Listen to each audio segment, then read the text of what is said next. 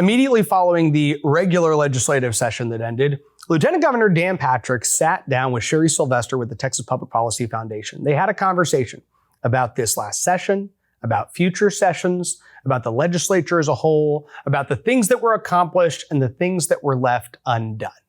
And Dan Patrick was willing to actually be transparent about the way that we all know the Texas House functions. So let's go to this clip and see what he had to say. I'm tired of the dysfunction of the House in passing legislation to us in a timely manner, and I'm tired of these points of orders that are called on good legislation like the virtual school bill. I'm tired of it. I have begged and pleaded with the House every session, send me your legislation sooner. This session, once again, we received 1,250 bills with about 3 to 3.5 weeks to go. 900 of those with 2 weeks to go. We can't hear them. It's tough to find which ones are the good ones and the bad ones to pass. Secondly, on April 3rd, we had passed 121 bills. They had passed 7. They spent the entire month of March basically doing resolutions and going away for long weekends. Nothing was done in March. Even by the 3rd week of March, I think they passed 80 bills. We were up to over 300. We had almost all of our 90% of everything that we voted out was to them by the end of mid to late April or the very first week of March, of May. We got everything out. And here's the problem. They don't hear onto their calendar Senate bills really till the last 10 days to 2 weeks. And because of the points of order and shoving, the Democrats have total control of the House chamber. Total control. So we're a Republican majority state, and the rules in the House are set up to allow the minority to kill bills they don't like. And it's just dysfunctional. The points of order on conference committee reports, we've never seen it like that. I mean, you can get a point of order because the bill analysis, someone on the staff made a mistake and wrote the wrong word, misspelled something, got something out of order, and you kill the whole bill. People have worked, House members as well, and senators have worked a year and a half before session. Various groups, Democrat and Republican, have worked on legislation. And it gets there after hours and hours and weeks of work, and someone says, oh, there's a word misspelled there. Send that back. The only reason the Texas Senate passes the conservative agenda that we do session after session after session is because in 2015, when I became lieutenant governor, the rules were changed to benefit the majority. People get frustrated if they elect you and you go and say, well, you know, the Democrats did this. They chubbed this bill. I mean, you shouldn't be able to get up for 10 minutes and talk about artwork in Italy to kill a bill. That's not what the people expect from us. So I've said to members over there, change the rules. Give yourselves a fighting chance of the majority. Now in the Senate, people say, well, when we change the rules on the blocker bill, we're going to run over the Democrats. I think every session we pass 700, 800, 900 bills every session.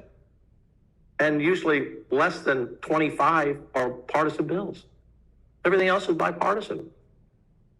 Bipartisan. 99%.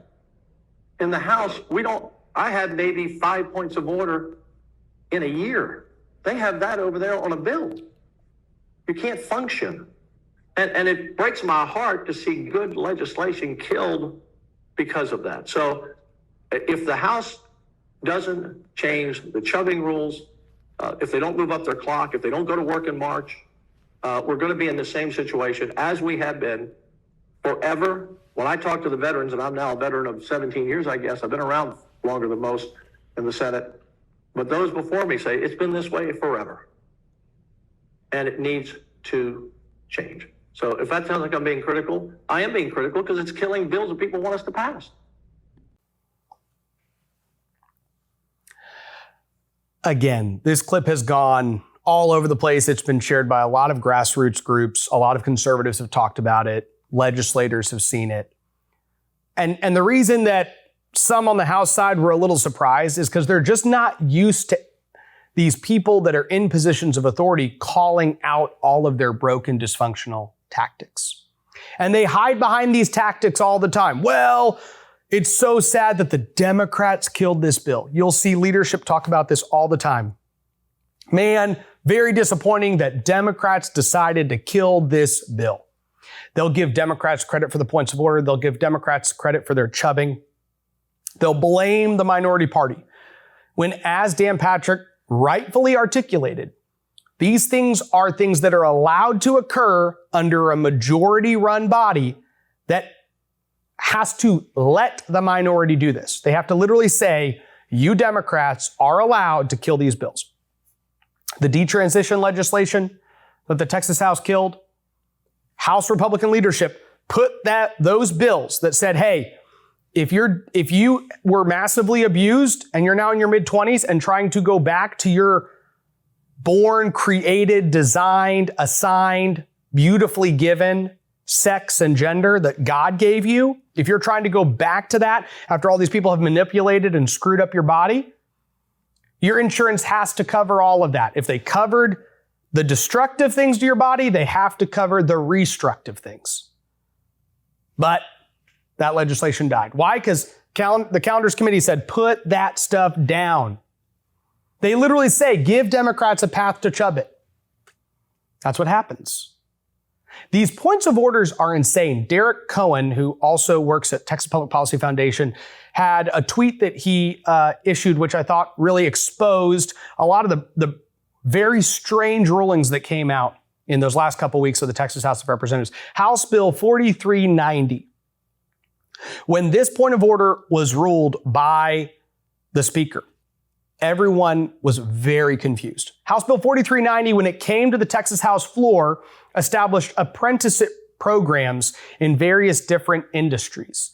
And some lobbyists and some other people worked hard and got a carve out for the construction industry, that this bill did not apply to the construction industry. Okay? And so then it went over to the Texas Senate.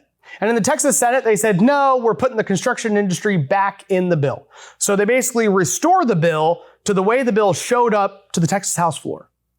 It comes back from the Senate, and Chris Turner, the former chair of the Democrat caucus, says, I'm calling a point of order because as changed, this bill now establishes a new class of people.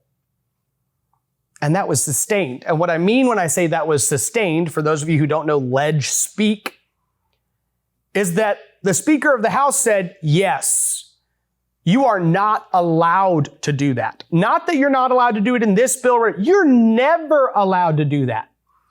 According to that ruling, if you take any bill on the House floor as it is, and you carve out a special group of people and say they don't apply to this bill, and then the Texas Senate disagrees and says, no, we're going to restore it to just applying to all of these various different people. That is, according to the Speaker of the Texas House, not something that the legislature can ever do. They can never vote on it. It's silly. It's absurd.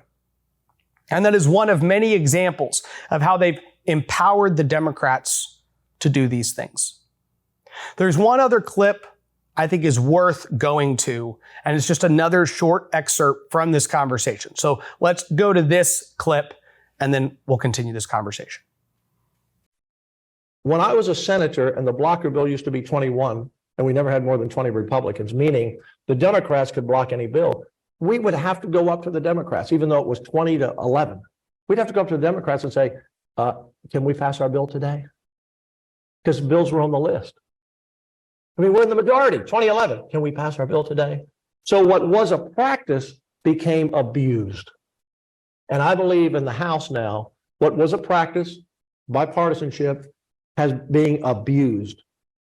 And if the Republicans continue to let themselves and leadership lets the Democrats run the House, this is going to have to change. Because once we change the blocker bill where we said, you can't block us, come join us and help us.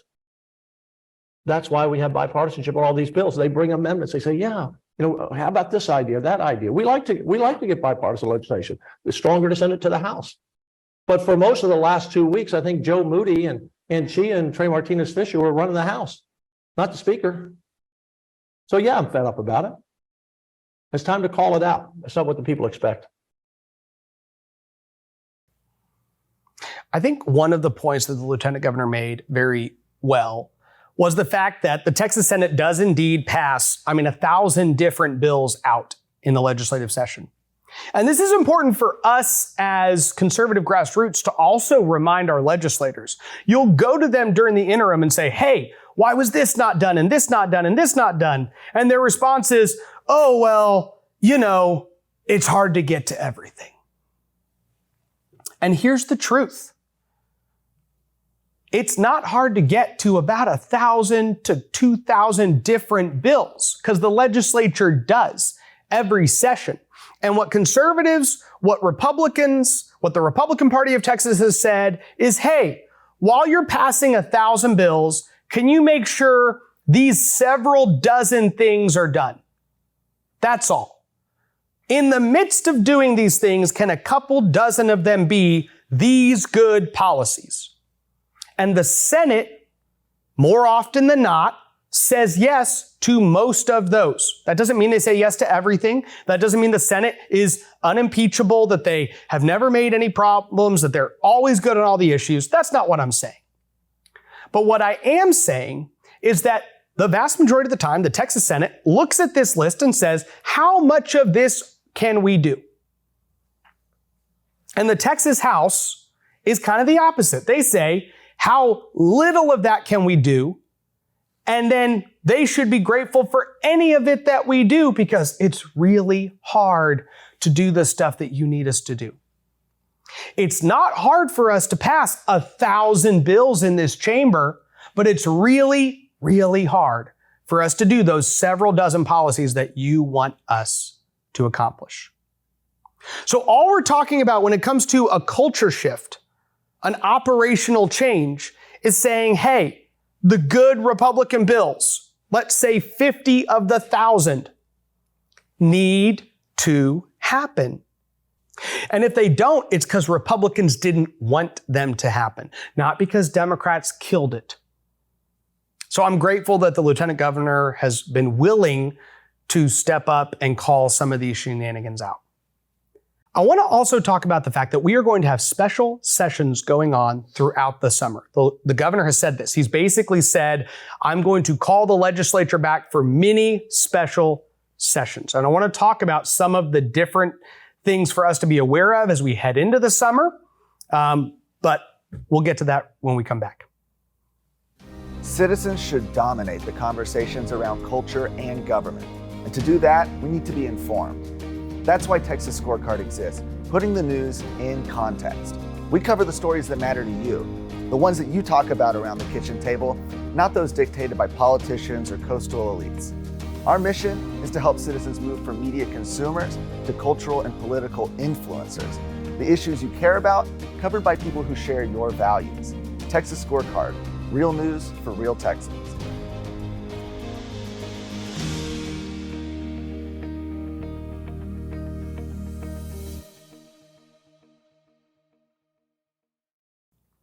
The governor has said he is going to call many special sessions, okay?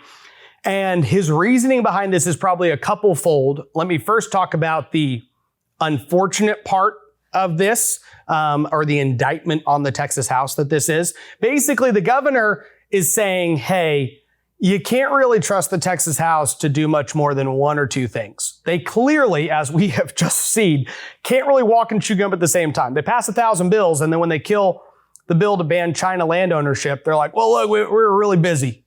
We were busy trying to legalize casinos across the state of Texas and give Democrats millions of dollars more in campaign contributions every year. Sorry, didn't have time.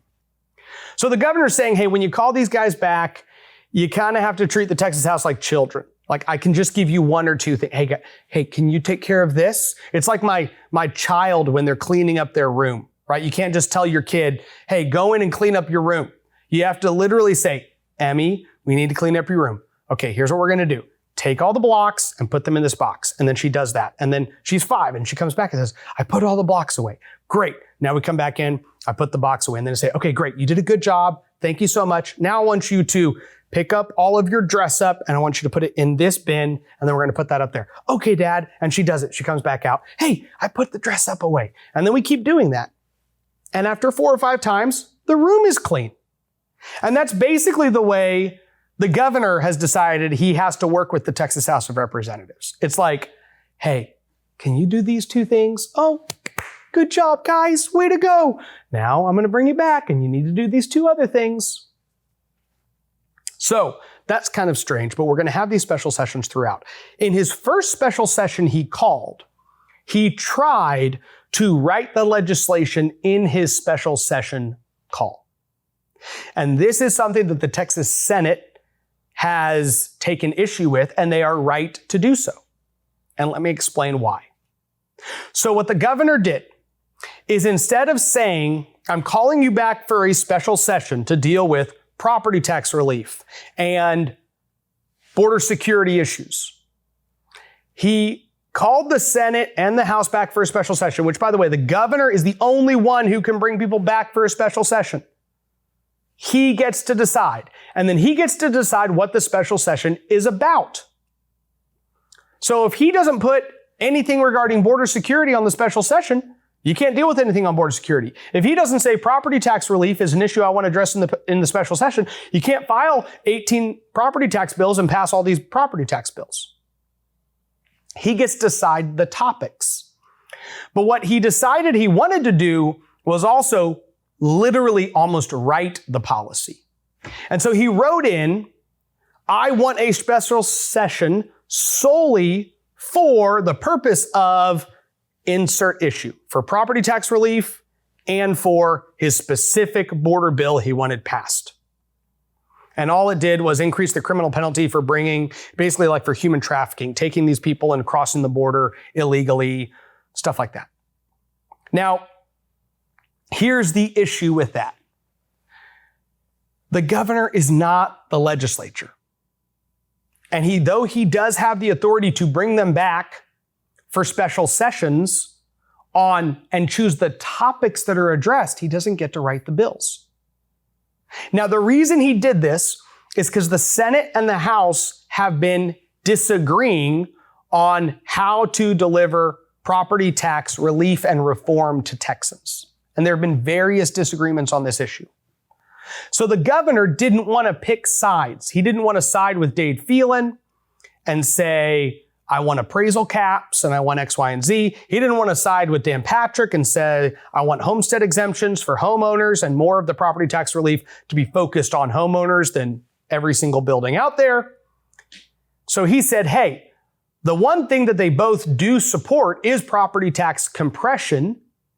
And so I'm going to write a special session call that says they can't do anything but compression. And this was his goal of continuing to kind of be in a Switzerland-esque position. Now, Dade Phelan liked that because Dade Phelan said, hey, as long as it's not Dan Patrick's plan, I'm good with it. Because Dade Phelan just can't stand Dan Patrick. I mean, listen to what Dan just said. Of course he can't stand Dan Patrick. So he's going, anything that's not Dan Patrick's plan, I'm on board with. But what Dan Patrick has said is, hey, you pick the topics, Governor. That's totally within your purview. We can't even come back and address this issue if you don't call us back for a special session. But that being said, we as the legislative bodies actually get to pass legislative solutions and debate with each other as House and Senate what we're going to do. That's what the legislative process is. That's how it works. And it's important to establish this not only for the first special session, but for all of these subsequent special sessions that the governor is going to call, because he's going to call them back. This is how you have to deal with the Texas House. Like the 5-year-old cleaning the room, put your blocks together, put them away. Now let's do dress up. So he's going to literally call them back. But what I think Dan Patrick sees and knows is that it's not going to be in the best interest of Texans if the governor can literally basically write a bill in his special session call. He is allowed to bring back a topic and let the legislative process play itself out. So we're going to have to see what happens because the Texas House just came in, gavelled out. One day they went home. And they did so to basically say, screw the Texas Senate and they can figure out what they want to do. They can pass our bills as they are, or we're coming back again, I guess, for another special session. It's kind of silly, but honestly, it's the type of childish behavior you expect from a chamber that acts like the 5-year-old trying to clean their room. So none of this is surprising, but it's important to understand one of the main points of contention right now, which is, does the governor get to write the bills within the special session call? Those are the things that are getting figured out right now. Those are the battles that are going on. We don't even know with this first special session with the Texas House leaving, if anything's going to happen, what the Senate's going to do. I wouldn't be surprised if they pass maybe the bill that the House passed regarding the human trafficking border issue, and then property taxes just doesn't get addressed, and the governor has to call a second special session to actually get to the bottom and address this issue. So we will let you know what happens. We will keep you updated all along the way. Thank you for following along with what we're doing. May God bless you, and may God bless the great state of Texas. No ads, no paywalls, no government grants, and no corporate masters. Just real news for real Texans. This is Texas Scorecard.